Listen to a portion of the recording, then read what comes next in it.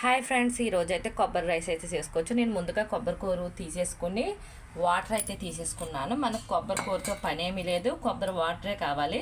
నేను ఒక గిన్నెడైతే కొబ్బరి నీళ్ళు అయితే తీసేసుకున్నాను. చక్కగా నెయ్యి అయితే పోసేసుకున్నానండి. నెయ్యి మరిగాక లవంగాలు, మిరియాలు, దాచిన చెక్క, లాలిక్కాయలు అంతే. మనం ఎక్కువ బిర్యానీ సరుకులు అయితే అస్సలు వేయకూడదు. లవంగాయ, దాచిన చెక్క, లాలిక్కాయ అంతే. మిరియాలు అవి వేసేసుకున్నాం కదా. దీనికి కావాల్సిన ఉల్లిపాయలు, పచ్చిమిరపకాయలు కూడా రెడీ చేసేసుకున్నాను. కమ్మగా వస్తుందండి అంతే తప్ప మనకి బిర్యానీ టైప్ రాదు. చాలా చాలా బాగుంటుంది. కొబ్బరి అన్నం చాలా చాలా బాగుంటుంది. మనం ఇవి వేసేసుకున్నాక ఉల్లిపాయ ముక్కలు, పచ్చిమిర్చి కూడా వేసేసుకున్నాం.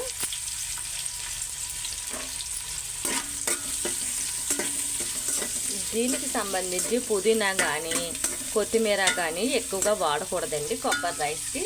దీన్ని కమ్మదనం రుచే బాగుండాలి కదా. ఆ కొబ్బరి, పుదీనా, బిర్యానీ సరుకులు వేస్తే కొబ్బరి రుచి ఏమి ఉండదు. కరివేపాకు,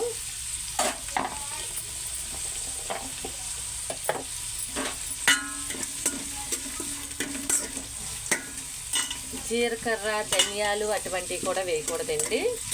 చక్కగా అల్లం వెల్లుల్లిపాయ పేస్టే నూరేసుకోవాలి, కుమ్మేసుకోవాలి. కుమ్ముకున్న పేస్ట్ అయితే మంచి రుచి అయితే వచ్చేస్తుంది. మిక్సీ దాని మీద చక్కగా అల్లం వెల్లుల్లిపాయ పేస్ట్ కుమ్ముకుంటే చాలా రుచి వచ్చేస్తుంది. అల్లం వెల్లుల్లిపాయ పేస్ట్ అయితే కుమ్మేసుకున్నాను కదా. తక్కువ ఐటమ్స్తో ఎక్కువ రుచి. కానీ కొబ్బరి కూర తీసుకొని చక్కగా పాలు మిక్సీలో తీసుకుంటే కొంచెం కష్టము. అది ఓపికగా చేసుకుంటే మనకి రైస్ చాలా చాలా బాగా కుదురుతుంది. నేను నూనె 2 స్పూన్లు వాడానండి. నెయ్యి అయితే 2 స్పూన్లు వాడాను. ఉల్లిపాయ మగ్గాక అల్లం వెల్లుల్లిపాయ పేస్ట్ వేసేసుకోవాలి. ఇంకా అల్లం వెల్లుల్లిపాయ పేస్ట్ తీసేసుకొని ఈ మిశ్రమాన్ని కలిపేసుకోవాలి.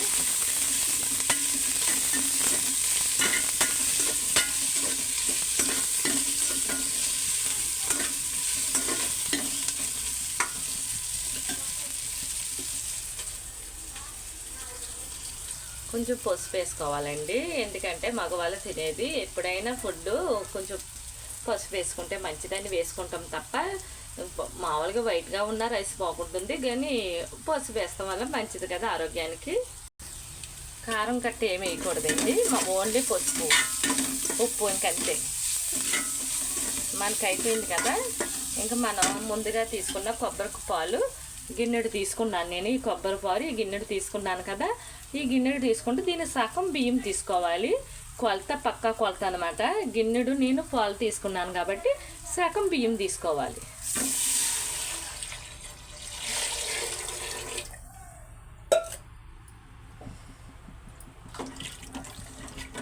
ఇప్పుడు మనం ఉప్పు వేసేసుకుంటే సరిపోతుంది.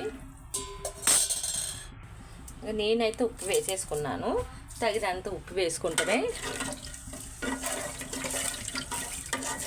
ఇప్పుడు ఇవి బాగా మరిగాక మనం బియ్యం తీసుకోవాలి. నేను చెప్పా కదండి, గిన్నెడు అయితే పాలు వేసాను కదా, హాఫ్ అయితే నానబెట్టిన బియ్యం అయితే తీసుకున్నాను. నేను సన్న బియ్యము 2 గుప్పుళ్ళు అయితే కోటా బియ్యం కూడా వేసాను. 2 గుప్పులు కోటా బియ్యం వేసాను. సన్న బియ్యం, కనమా బియ్యం అన్నీ సన్న బియ్యం అనమాట.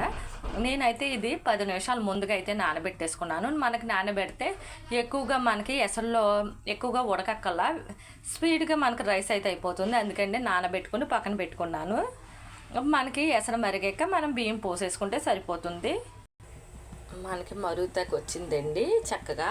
ఈ టైంలో మనం కొంచెం ఉప్పు అది చూసేసుకుంటే సరిపోతుంది. చక్కగా రేత కాయలు, కొబ్బరి చెక్కలు ఇలా చేసుకుని పెడితే పిల్లలకు కూడా చాలా చాలా మంచిది అనమాట. మనకి మెయిన్గా జుట్టు బాగా పెరగాలంటే కొబ్బరికాయ ఎక్కువ తినాలండి. మనం పిప్పి వేయకోకుండా తింటున్నాం కాబట్టి పాలుతోని చాలా మంచిది అనమాట. పిల్లలకు దగ్గు వచ్చేస్తుంది కదా అని అనుకుంటాము. ఇప్పుడు దీంట్లో పిప్పు వేయం కదా, పిండేసుకోవాలి అనమాట. క్లాత్లో కొబ్బరి కూర వేసేసుకుని చక్కగా నీళ్ళు వేసుకొని, గోరువెచ్చని నీళ్ళు వేసుకొని పిండేసుకుంటే మనకు పాలే దిగుతాయి కానీ పిప్పు అయితే దిగదు. అందుకనే చూడండి చక్కగా తెల్లగా వచ్చాయి కదా. పిల్లలు కూడా ఆరోగ్యంగా ఉంటారు, కానీ మనకి తింటాక కూడా రుచిగా ఉంటుంది. పాలు అయితే మరిగిపోయాయి. చక్కగా చూడండి, వాటర్ అయితే వాటికైతే మరుగుతాయి, పాలు కాబట్టి చక్కగా నురగలు వచ్చేస్తున్నాయి అన్నమాట. మనకి మరుగుతుంది చూసుకొని మనం బియ్యం పోసేసుకోవడమే.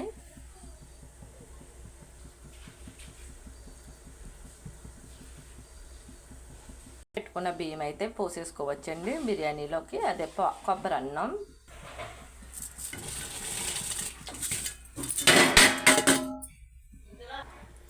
బియ్యం అయితే పోసేసుకున్నాం కదా, ఒక్క 10 నిమిషాలు ఉడికించుకుంటే మనకైతే కొబ్బరి అన్నం తయారైపోతుంది.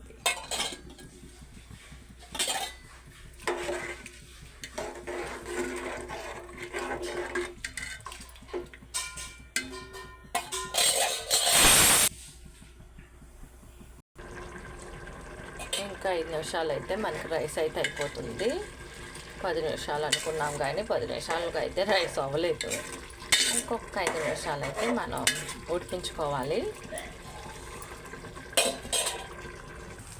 హాయ్ ఫ్రెండ్స్, ఇంకా కొబ్బరి రైస్ అయితే రెడీ అయిపోయింది. ఇంకా నేను గ్యాస్ పొయ్యి కట్ చేసేసుకుని ఇంకా పిల్లలకైతే పెట్టేసుకుంటాను ఈరోజు టిఫిన్ కింద.